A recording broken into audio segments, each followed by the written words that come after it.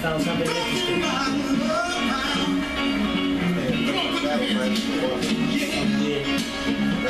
Yeah. Okay. Okay.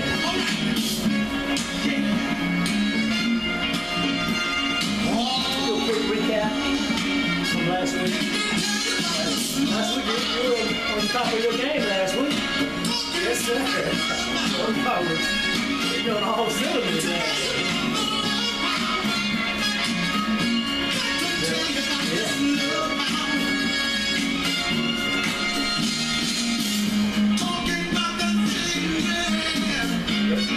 We're ready.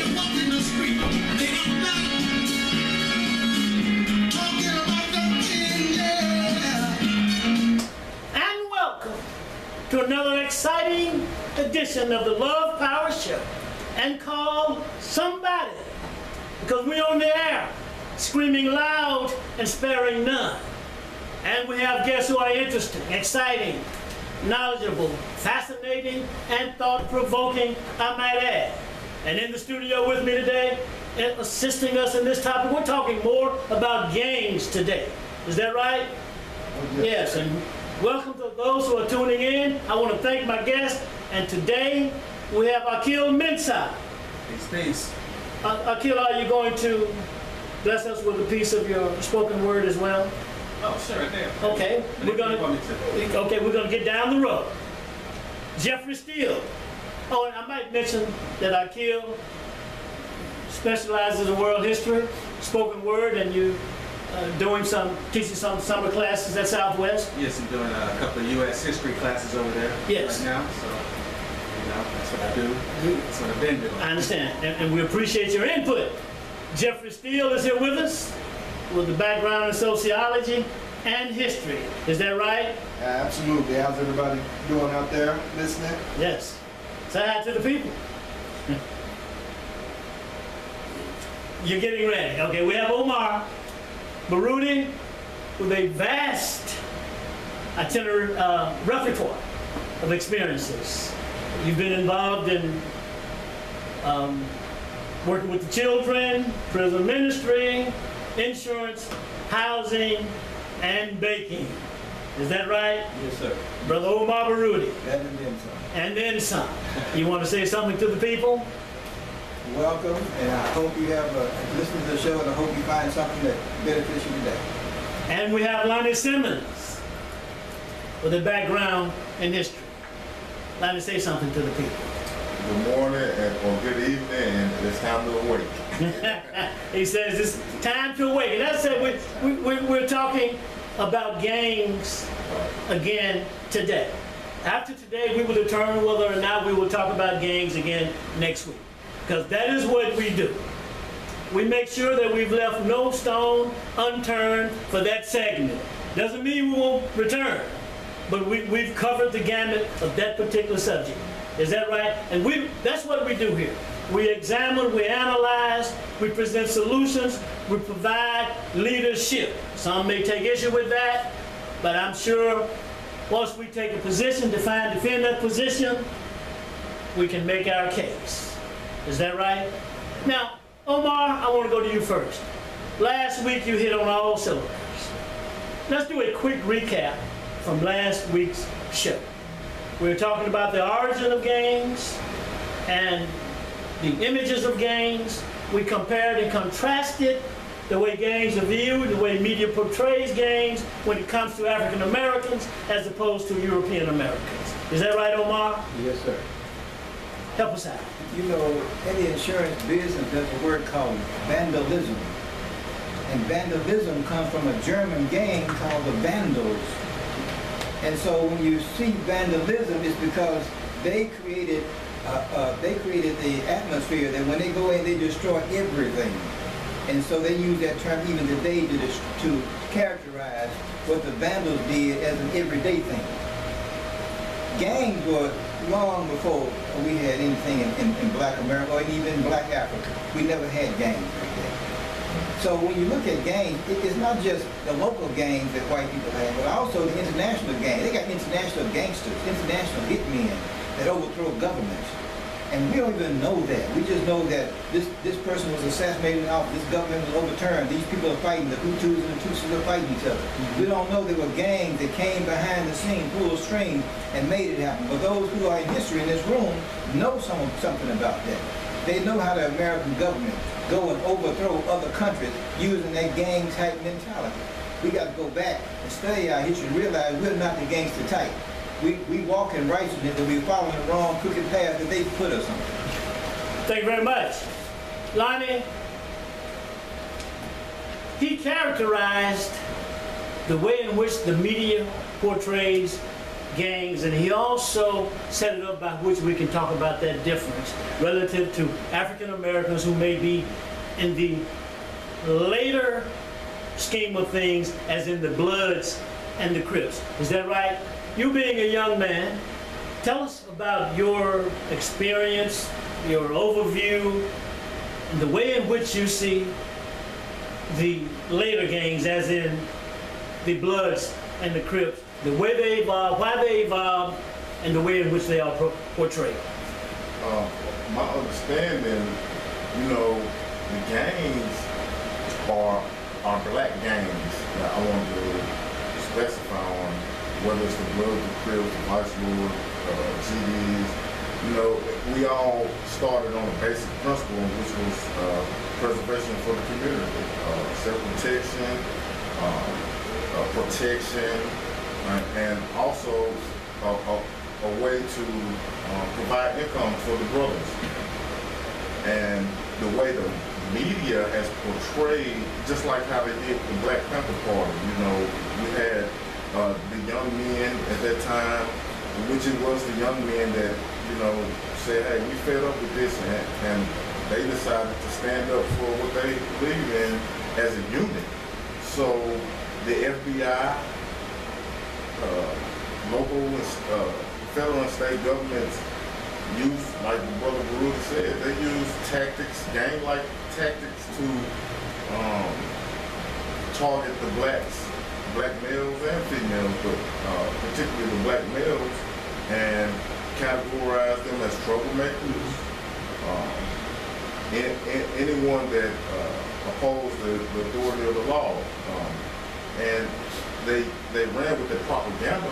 So once they abuse their power and abuse the victims, then the way they portray it in the media, then the mass of the people look at the situation, well, they deserve that, so that trickery with the media has allowed not only the average white American family and other nations to view us as what they see from the TV or the newspapers, but our own people are scared of ourselves. We judge ourselves through the same eyes that the media use. So, I just wanted to add to, to those out there, the conscious community, whatever, we have to be aware that, those tactics that was used and still are used against our black males are still gang-like tactics. You're saying the media and trickery, and the media has put something in that says African Americans have gotten what they deserve when some atrocity or hardship befalls them. Exactly. That's what I think I heard you say. And in keeping with that, Akil, and trying to get a flow going here, I want to call a few names and get some input from you. When we talk about Bumpy Johnson, Frank Lucas, Larry Hoover, Tukey Williams, Felix Mitchell, and we get the Gangster Disciples. We just talked a little bit about Bloods and Crips, the Peastone Rangers, and then he also mentioned the Panthers, which were not really known for drugs. In some cases, drugs were not initially a part of this thing. Right? Is that right? So take off on that for you, if you will, Akil. Well, I'll start with the Black Panther part. Yes. Because I'm part of the hip hop community. Yes. And in the hip hop community, we know that there would not be Bloods and Crips if the Black Panther Party had not been destroyed by the government that caused the breakup. Okay? And so when we talk about Bloods and Crips fighting against each other, which they really don't do as much as they used to, because of the work of Minister Farrakhan, calling the truce among them, etc. But when they fight amongst each other, it's because of things that are in the community that we have no way of putting in the community. First of all, we don't own any boats, so we don't have the equipment to ship cocaine into Los Angeles, California. If you do a history of cocaine and how it got into Los Angeles, then you'll know Ronald Reagan's involvement. You'll know George Bush's involvement. You'll know Oliver North's involvement, even if it's indirectly involved. But they put the conditions, they set the atmosphere for these things to come into the community. And once you put something in there where people can make money, like these newer gangs that, and some of these people, some of these groups, I don't even really want to call them gangs, especially locally, but some of the bigger gangs that are known to be gangs, when you put the money in there and you make it an incentive for money, then that's going to lead to infighting and fighting among themselves and bloodshed among themselves over money. Money is the driving force behind a lot of the violence that we see in gangs and among gangs. So when you think about the Black Panther Party and its presence, it didn't start off having a drug problem, but it grew into having a drug problem, especially when they allowed Caucasians to join the organization. If you follow the history of that, you'll see that the drugs came as soon as the Caucasians came. Okay, so understand that the drugs, the violence, the murder, all that is somewhat connected to money. Everything is driven by money and greed and power. Yes. Now, a side note, when you mentioned Reagan, a couple of names came to mind, of which was the real Rick Ross. And he was not a gang member, but got involved in drugs in terms of coming out of high school, not going to college, playing tennis, and he got involved in drugs because it was discovered, like you said, that the drugs came in and he was supplied by the CIA. And the drugs had come through that whole Ronald Reagan administration. So you mentioned the government. Right, so when you mentioned the CIA, yes, go ahead. About the biggest gang there is. The biggest gang there is. The most well-funded gang there is, because we all know that the CIA goes all over the world, destabilizing governments, affecting regime changes all over the world. I'm talking about whether it's Central America, South America, whether it's Venezuela and South America. You saw what happened to, what's the guy's name? He's dead now. Tookie Williams? No, Chavez. Chavez, right. Yes. Okay, you saw what they tried to kill him. You see they've been trying to kill Castro for years. You see what they did to Muammar Gaddafi. You see what they did to Saddam Hussein. These are CIA-led movements or activities, and it's gang-related. I mean, it's because the United States wants to take something. If you want to take something, you send in your secret operatives. We don't know who they are, but we know who's doing it. And so that's why I say it's government-led. Yes. And Akil, we raised the question. I am. People are fascinated with gangs, is that right? I mean, fascinated at looking at it. I'm fascinated. I've watched the documentaries. My son and I, we talked about it over and over again. Fascinated with the history of it, the way in which they evolved, and that whole gamut. And Europeans, young Europeans, I understand, from doing a little research, came out of Europe, and they were young kids, and they were impoverished as well. Right. Is that right? Matter of fact, when you think about the history of the United States, it's easy to say that it was founded by gangs. I even say it in my history classes that the United States is a history of criminality, a history of a group of people, small groups of people coming, settling on shores. They set up a flag. That's just like a tag. If you tag a building, that's the same as a flag. You put your symbol up, and you claim a territory. And then you defend that territory, and then you spread from there. So that's the history of the United States. So the United States has the history of gangsterism, and so it's not going to go anywhere. As far as black gangs or so-called black gangs are concerned, our gangs are a reaction to the gangs that were oppressing us, because white folks started these gangs. And they started oppressing our communities, including the police. And when they did that, what brother said, we need to band together Yes. to defend our communities against these white oppressors. Yes. And that's exactly what you have today. Now today, with some of the smaller things that are going on, whether we're talking local or in the big cities, I think it's changed, it's transformed a little bit now, where they're no longer protecting the communities because it's driven by power and greed, and the drugs are in there as well.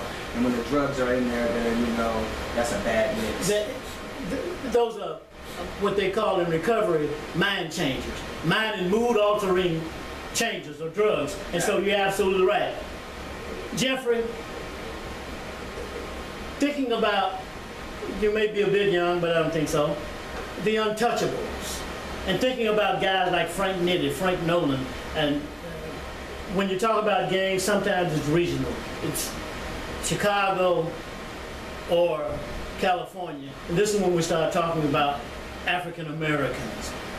And so, what is your take on gangs, regional, while at the same time we look at what we've seen on TV with the untouchables, Frank Nolan, what's the other guy, the police, what's his name? Elliot Ness. Give us your take on. And I'm just guessing because I'm not all the way familiar, but would that be like a Untouchables? Would that kind of be like an Italian, like mafia type gang? It sounds like it to me. It's not the ones in East India. Okay. You're absolutely right. It was in India is just talking about the way stereotypes have stereo group of people. But here you're talking about someone who can't be touched, not even by Elliot Ness. But these gangs have been encouraged to go into business and been allowed to invest money into corporations. So therein lies another difference. Oh yeah. Go ahead, Jeffrey.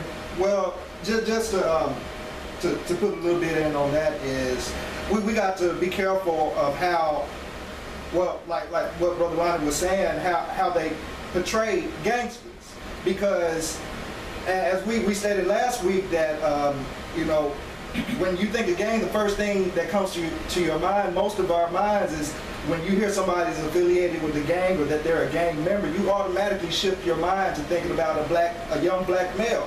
Well, you see, that's because that's the way the media has flipped it on us. That's the way that they want us to view that. But you see, this gangster lifestyle and this gangster mentality did not originate with us. You see, there are gangs that are older, that span over decades, even centuries. Not only that, these gangsters that I'm referring to now, maybe these Untouchables, or maybe you may look at your, maybe, what was that old series with about the Italian, is Sopranos? Yeah, Sopranos. Well, you see, these are gangsters as well. But one thing that you find out is these gangsters are protected. Their money protects them, their influence protects them. Not only that, they have the money and the power to get things done in Congress. Unlike gangs that are majority African American, we're painted to be vicious criminals and have no social mobility. And these gangsters, hardcore gangsters, who will really have your head, have the ability to make choices in politics. And you said that these gangsters you just mentioned are supported, protected by Congress. And has this been a part of your research and prepping for today's show? And this is what you found? Well, this is just, if we take a look at as a part of your insight. Well, I'm just responding to your question. Go ahead. I see a difference in the way that gangsters who are European, how they are portrayed to us, and how gangsters as African American gangsters are portrayed, when really the gangsters who really have the power and the clout are the European gangsters, and they're the ones that are really perpetrating and running the whole scene. But we're perpetrated and characterized as vicious criminals for the whole purpose of locking us up. And okay, great point. Omar, in terms of self-protection, income, and community involvement, have you noticed, as I have, that the gangs like Crips, Bloods, African Americans have not, for whatever reason and why, made the transition that we've been talking about thus far, the transition of investing, and they end up like this gang from South Carolina.